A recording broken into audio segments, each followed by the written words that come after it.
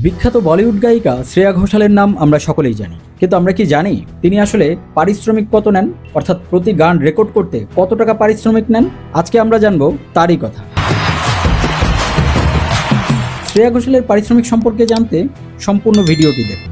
সারা বিশ্বজুড়ে ছড়িয়ে আছে ভারতের জনপ্রিয় সঙ্গীতশিল্পী শ্রেয়া ঘোষালের মিষ্টি কণ্ঠ আর বিনয়ী স্বভাবের জন্য সঙ্গীত প্রেমীদের কাছে তিনি বরাবরই প্রিয়। মাত্র 14 বছর বয়সে পেশাদারভাবে গান গাওয়া শুরু করা এই শিল্পী ইতিমধ্যে 20টিরও বেশি ভাষায় 3000-এরও বেশি গান গেয়েছেন। শুধু হিন্দিতেই নয়, তার গানের সংখ্যা 1150-টির বেশি। ভারতীয় বিভিন্ন প্রতিবেদন অনুযায়ী শ্রেয়া ঘোষালের মোট সম্পদের পরিমাণ 240 কোটি রুপি।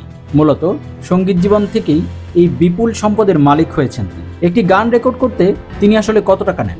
একটি গান রেকর্ড করার জন্য শ্রেয়া ঘোষাল 25 থেকে 30 লাখ রুপি পর্যন্ত পারিশ্রমিক নেন বলে জানা যায়। ফলে বর্তমানে তিনি বলিউডের সবচেয়ে বেশি পারিশ্রমিক পাওয়া গায়িকাদের একজন।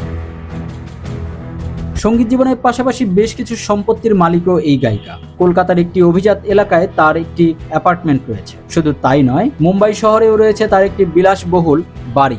তার গাড়ির তালিকায় রয়েছে BMW 5 series, range rover sports এবং মার্সিডিজ বেঞ্জের এস ক্লাসের মতো বিলাসবহুল গাড়ি। শ্রেয়া ঘোষালের সঙ্গীত জীবনের বড় মোড় আসে জনপ্রিয় সঙ্গীত ভিত্তিক প্রতিযোগিতা সারেগামাপা জেতার মাধ্যমে। এরপর পরিচালক সঞ্জয় লীলা বানসালি তার কণ্ঠে মুগ্ধ হয়ে সিনেমা দেবদাসে গান গাওয়ার সুযোগ করে দেন।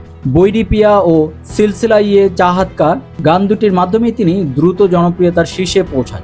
দীর্ঘ 10 বছর প্রেম করার পর 2015 সালে 5ই ফেব্রুয়ারি শৈশবের বন্ধু শিলাদিত্য সান্যালকে বিয়ে করেন শ্রেয়া ঘোষাল। 2021 সালে তাদের ঘরে জন্ম নেয় একমাত্র ছেলে দেবায়ন। আরও বিস্তারিত জানতে ভিডিওটি লাইক দিন, কমেন্টের মাধ্যমে আপনাদের মতামত জানান, ভিডিওটি শেয়ার করুন এবং চ্যানেলটি সাবস্ক্রাইব করে সাথেই থাকুন।